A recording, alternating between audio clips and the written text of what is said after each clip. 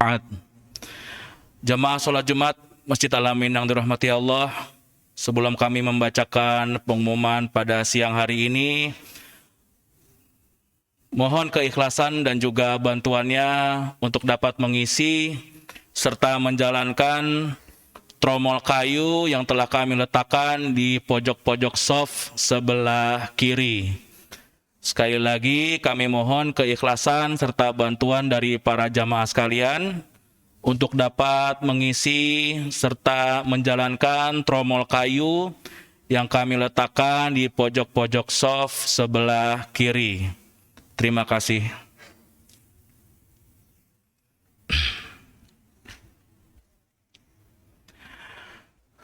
Puji syukur marilah kita panjatkan kehadirat Allah Subhanahu wa taala.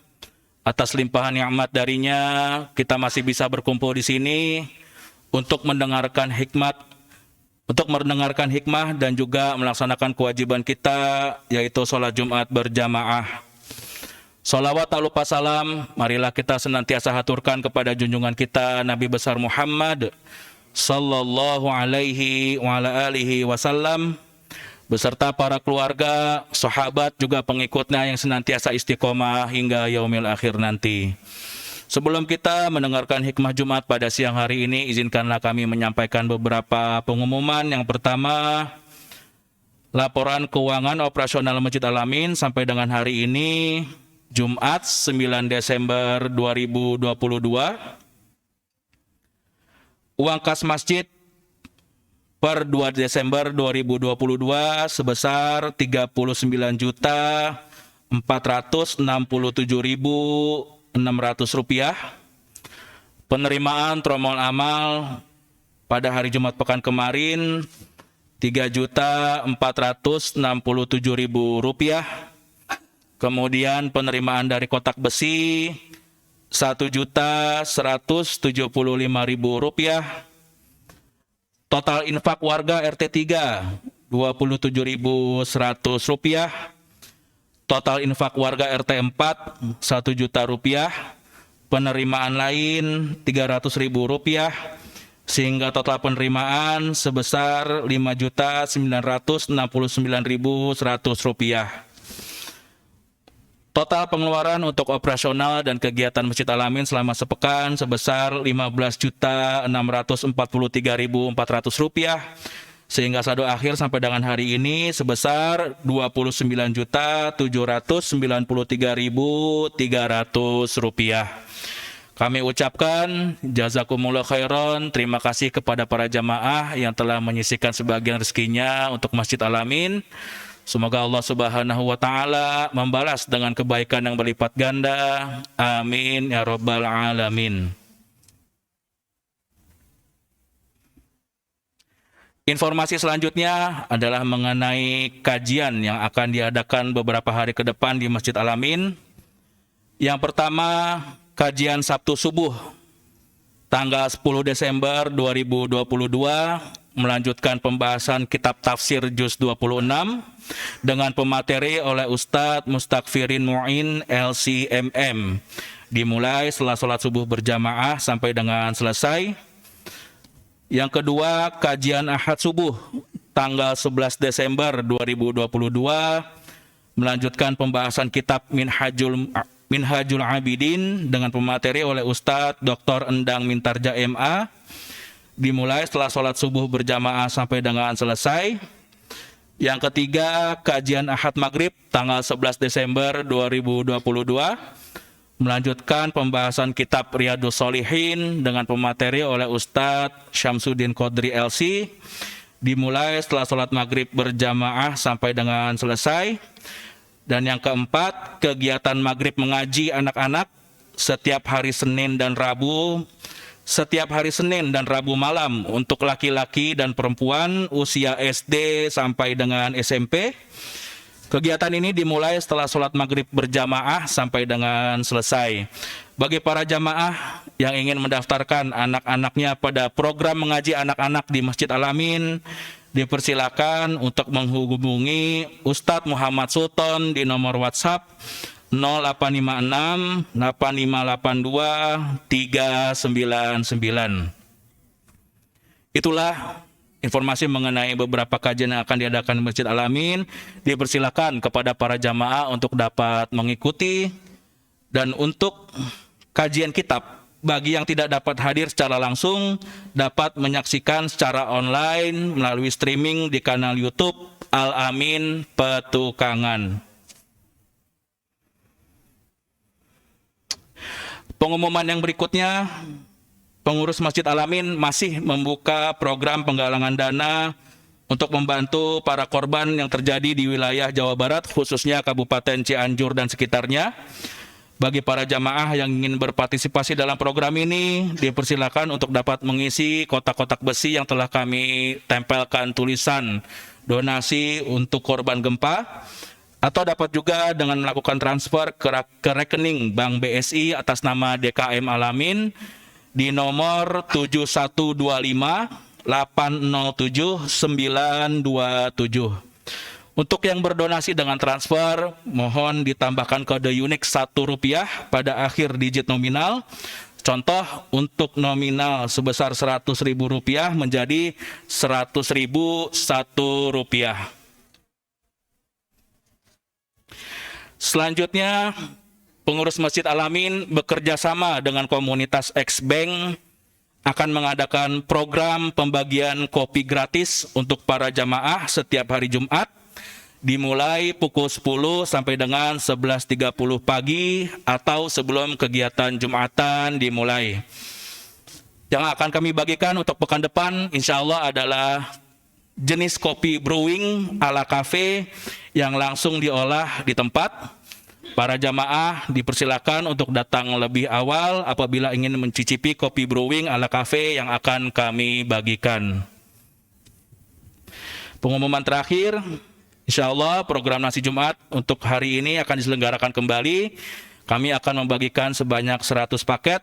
Bagi para jamaah yang ingin berpartisipasi, dipersilakan untuk menghubungi pengurus DKM atau dapat mengisi kotak-kotak besi yang telah kami tempelkan tulisan donasi nasi Jumat barokah. Kemudian untuk kesempurnaan ibadah Jumat kita pada siang hari ini, dimohon pada para jamaah untuk dapat mengisi kekosongan soft-soft, meluruskan dan merapatkan soft. Bagi para jamaah yang melihat soft di depannya masih kosong, dimohon agar maju mengisi kekosongan soft di depannya. Dan bagi para jamaah yang berada di luar, mohon mengisi ruang utama terlebih dahulu karena masih banyak yang kosong. Kami ulangi kepada para jamaah, khususnya yang bapak-bapak masih berada di belakang, dimohon untuk dapat maju mengisi soft-soft yang kosong di depannya. Soft ketiga, soft keempat saya lihat masih banyak yang kosong. Mohon yang di belakangnya agar bisa maju, dan bapak-bapak yang di luar agar bisa mengisi soft di dalam. Kemudian kami menghimbau kepada para jamaah, khususnya adik-adik yang berada di dalam ataupun di luar ruangan, agar tenang, tidak berisik saat khutbah ataupun sholat Jumat berlangsung, agar tidak mengganggu jamaah yang lainnya. Adapun yang akan bertindak selaku khatib sekaligus imam sholat Jumat pada siang hari ini sesuai jadwal adalah Ustadz Tauhidi Rusdi Sahal. Namun karena beberapa kendala beliau tidak dapat hadir, dan yang akan menggantikannya adalah Ustadz Ahmadi. Demikian informasi kami sampaikan, kurang lebihnya mohon maaf. Wabillahi taufiq wa hidayah. Wassalamualaikum warahmatullahi wabarakatuh.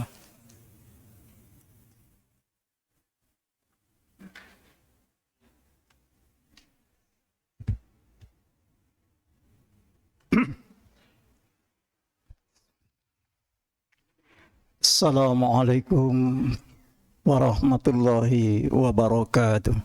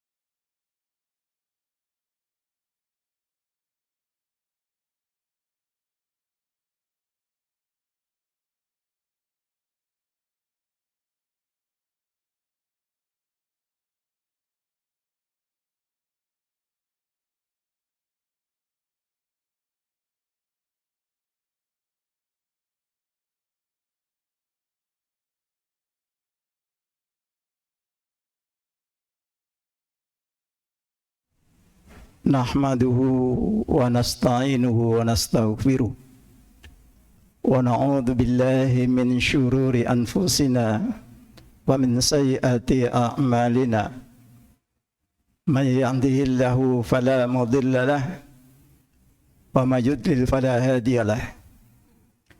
Asyhadu an la ilaha illallah wahdahu la syarika lah wa asyhadu anna Muhammadan abduhu wa rasuluhu la nabiyya ba'dah.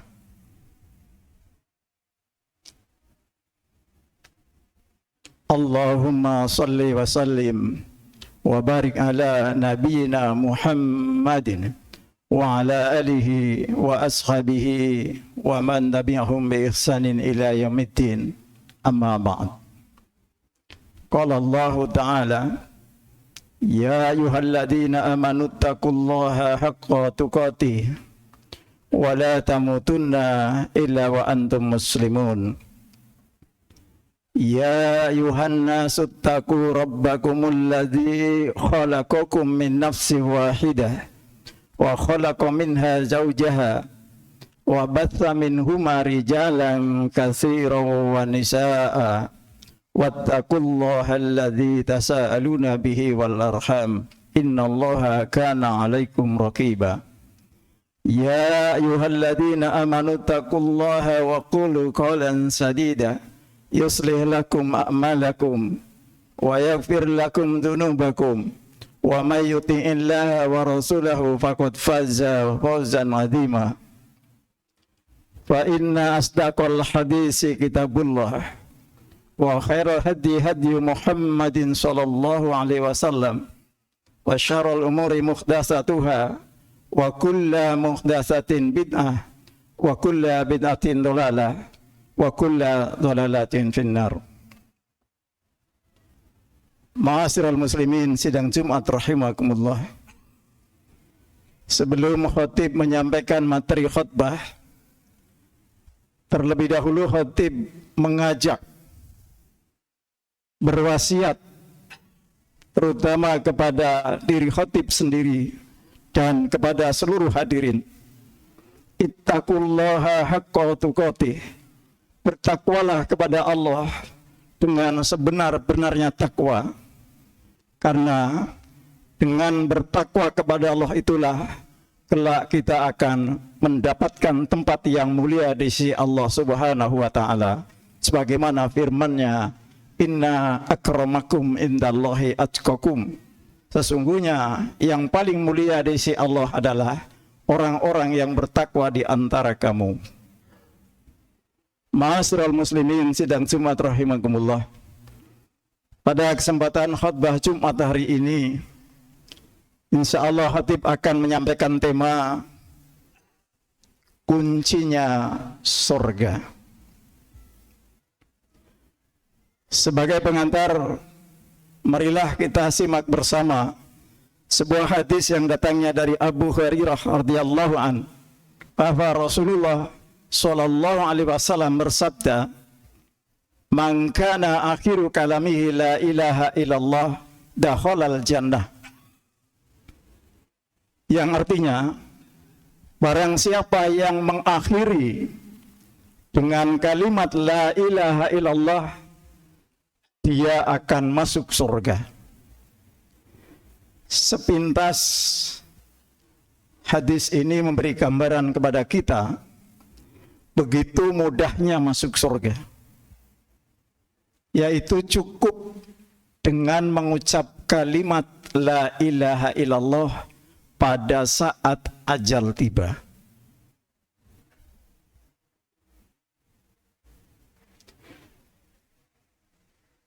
Yang menjadi pertanyaan, mampukah, bisakah kita nanti pada saat nafas di tenggorokan kita bisa mengucapkan kalimat tersebut? Ini tentunya sebuah PR buat kita semua. Seandainya pengucapan kalimat tersebut diucapkan pada saat ini, dipastikan semua yang ada di rumah Allah ini akan masuk surga. Akan tetapi mengucapkan kalimat tauhid la ilaha illallah pada saat sakaratul maut,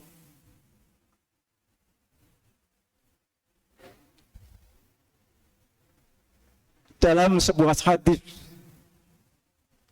Nabi SAW bersabda, la mu'ayyatu malikal mauta ka alfi dorbatin bisawf.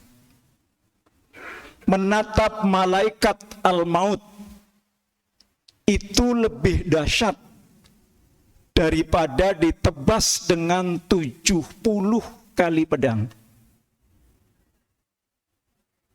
Jadi kondisi sakaratul maut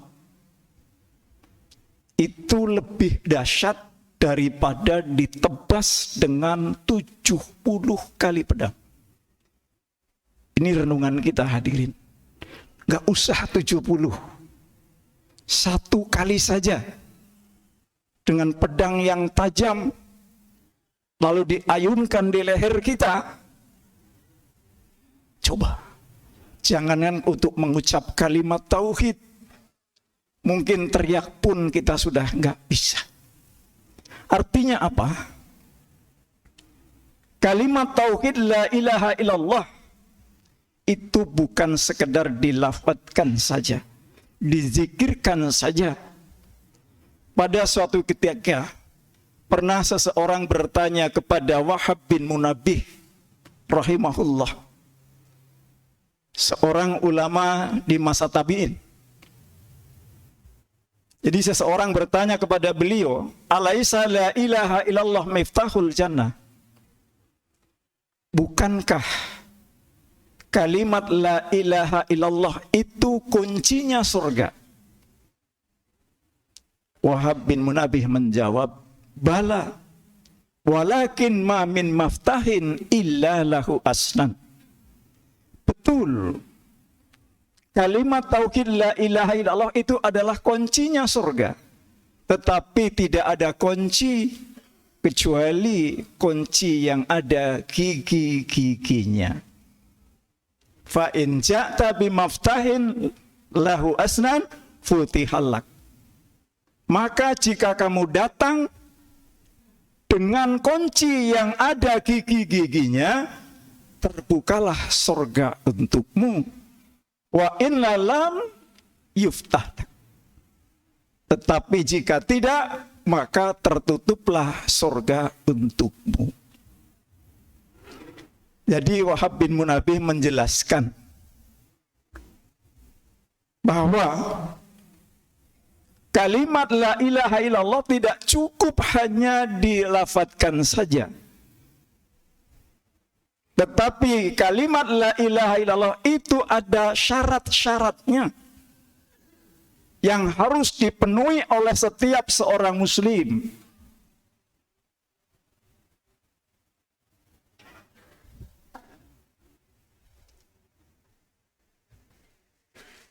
Adapun salah satu dari syarat kalimat la ilaha illallah adalah al-ilm atau ilmu. Jadi syarat daripada kalimat la ilaha illallah adalah ilmu. Yang dimaksud dengan ilmu adalah mengetahui. Surah Muhammad ayat 19, Allah Subhanahu wa taala berfirman, "Fa'lam," maka ketahuilah, kata Allah, "annahu la ilaha illallah," bahwa sesungguhnya tidak ada sesembahan kecuali hanya Allah. Jadi jelas sekali di sini bahwa kalimat la ilaha illallah bukan sekedar dilafadzkan. Fa'lam, maka ketahuilah.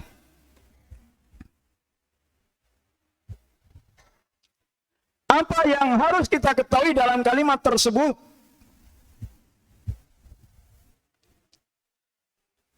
Yang harus kita ketahui dari kalimat tersebut adalah rukun daripada kalimat tersebut.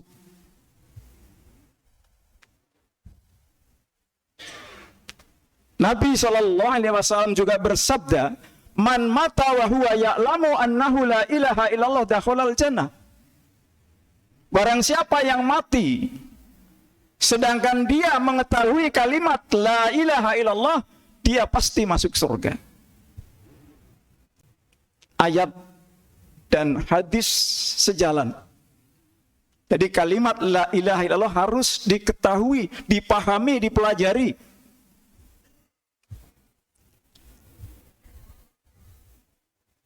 Adapun rukun la ilaha illallah yang pertama adalah an-nafyu, yang artinya peniadaan. Jadi seseorang yang ingin menjadi seorang muslim, syarat yang pertama adalah an-nafyu, peniadaan.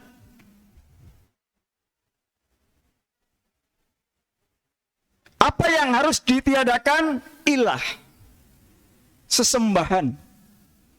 Diambil dari kata la ilah, tiada sesembahan.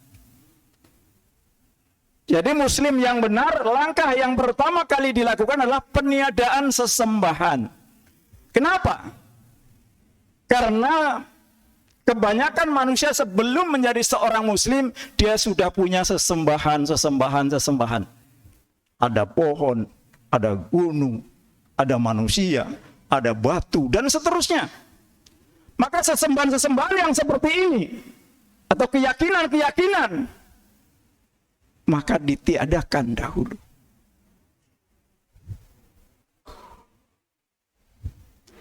Tapi sayang,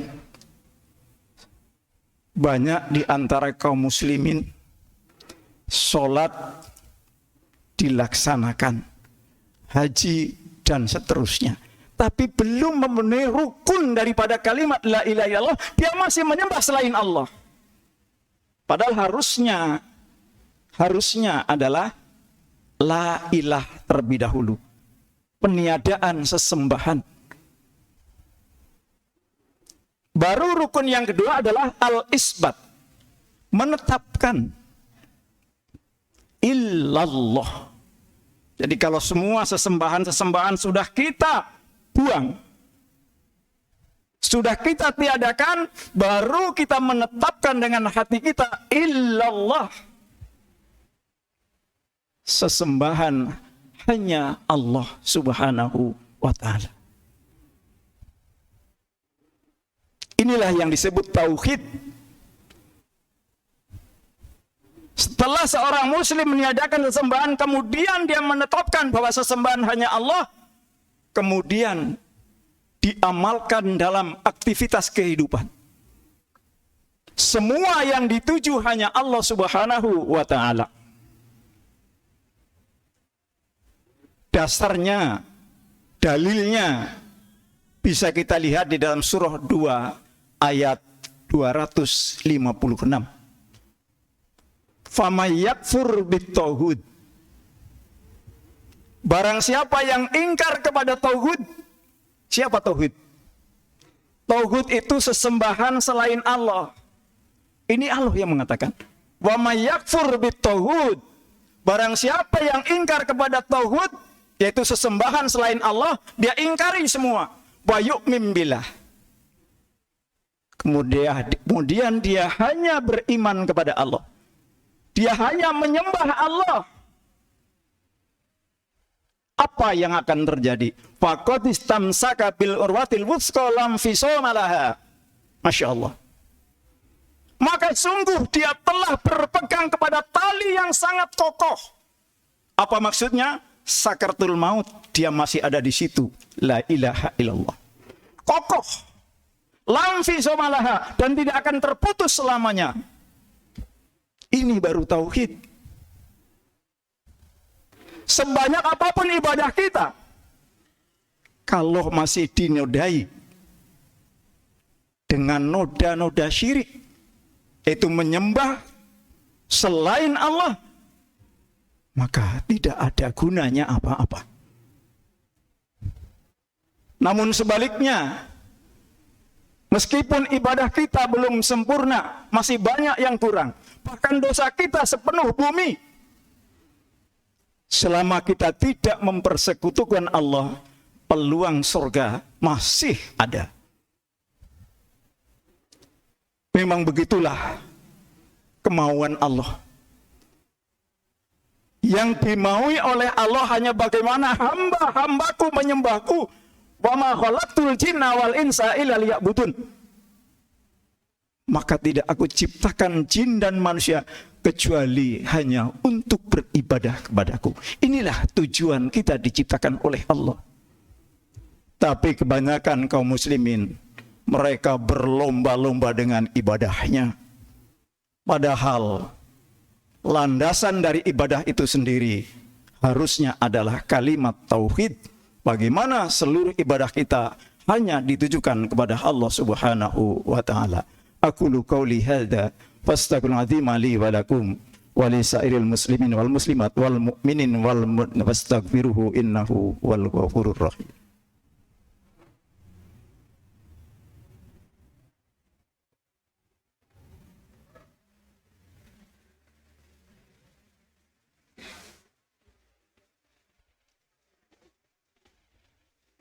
Alhamdulillahi hamdan katsiran thayyiban mubarakan fi kama yuhibbu rabbuna wa yarda.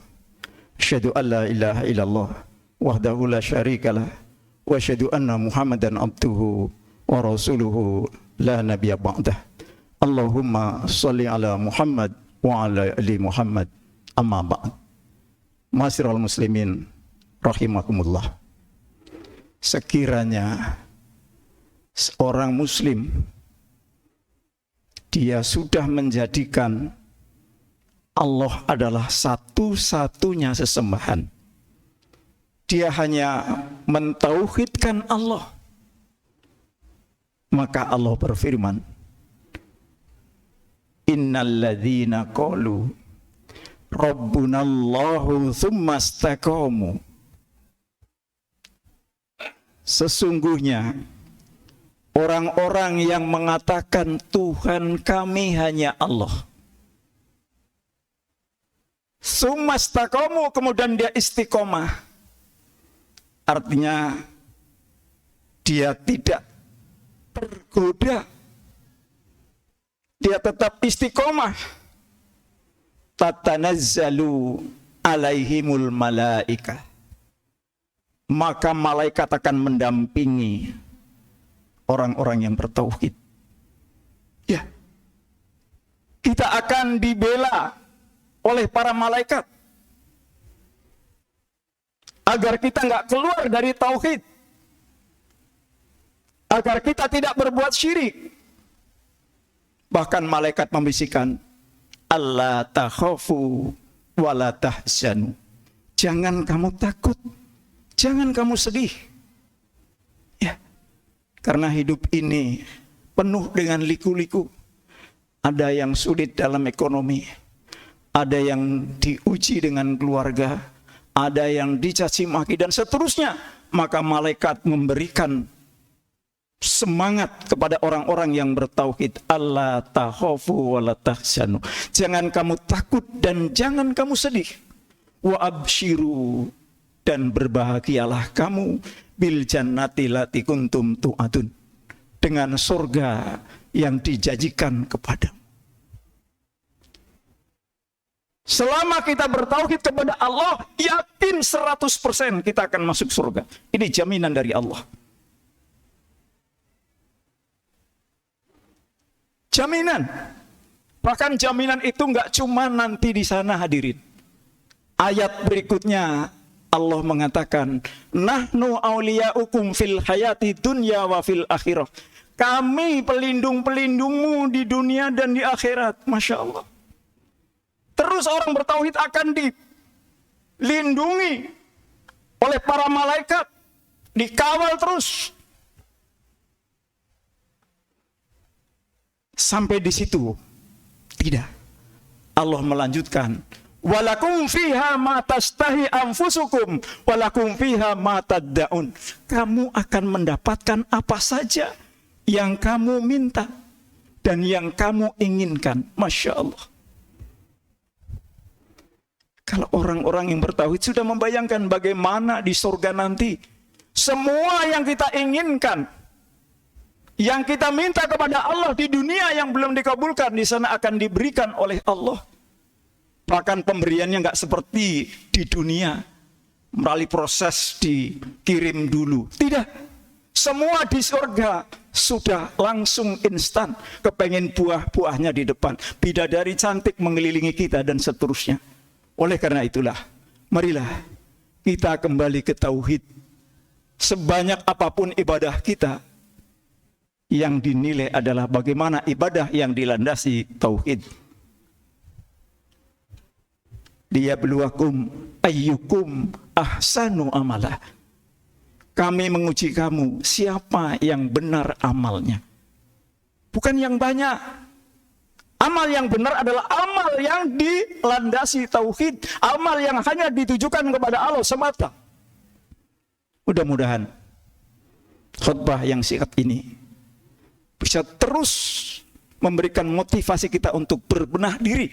Bagaimana kita menjadi hamba Allah yang sejati. Innallaha wa malaikatahu yusalluna 'alan nabi ya ayyuhalladzina amanu sallu 'alaihi wa sallimu taslima. Allahumma salli ala Muhammad wa ala ali Muhammad kama sallaita ala Ibrahim wa ala ali Ibrahim innaka Hamidum Majid wa barik ala Muhammad wa ala ali Muhammad kama barakta ala Ibrahim wa ala ali Ibrahim innaka Hamidum Majid. Allahumma ighfir lil mu'minin wal mu'minat wal muslimin wal muslimat al ahya'i minkum wal amwat innaka sami'un qaribun mujibud da'wat ya qadiyal hajat. Allahumma ahsin akhlaqana wa ahsin a'malana wa sahih ajsadana wa nawwir qulubana wa ilal khairi qaribna wa an syarri waqti fajna fid dunya wal akhirah. Rabbana zalamna anfusana wa illam taghfir lana tarhamna lanakunanna minal khasirin. Rabbana hab lana min azwajina wa dzurriyyatina qurrata a'yun waj'alna lil muttaqina imama. Rabbana atina min ladunka rahmah wa hayyi' lana min amrina rasyada. Rabbana ighfir lana wa liwalidayna warhamhuma kama rabbayana shighara. Rabbana atina fid dunya hasanah wa fil akhirati hasanah wa qina adzabannar. Ibadallah, innallaha ya'muru bil adli wal ihsan wa ita'i